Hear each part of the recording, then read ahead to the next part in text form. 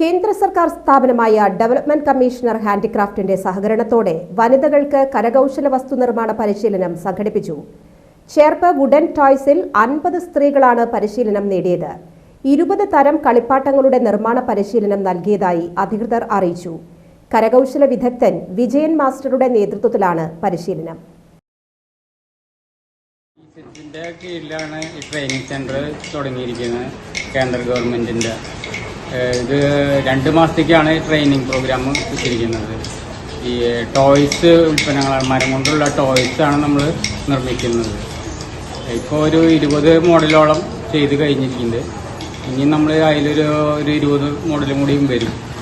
അതിൽ ഇത്തിരി കഥകളി, വഞ്ചി അങ്ങനത്തെ ഐറ്റംസുകളൊക്കെ വരും. പിന്നെ 30 പേരാണ് ഇതിൽ വർക്ക് ചെയ്യാൻ വേണ്ടി വന്നിരിക്കുന്നത്. എല്ലാം സ്ത്രീകളാണ്. എല്ലാ വയസ്സായാലും കല്യാണം കഴിഞ്ഞ പ്രായമായിട്ടുള്ളവരൊക്കെയാണ് ചെയ്യുന്നത്. അവർ കുഴപ്പമില്ല, അവർ നന്നായിട്ട് ചെയ്യുന്നുണ്ട്. പരിപാടികൾ നന്നായിട്ട് ചെയ്യുന്നുണ്ട്. ഇപ്പോൾ പോലീസിൻ്റെ കട്ടായി വരുന്നുണ്ട് ആദ്യ പകുതി.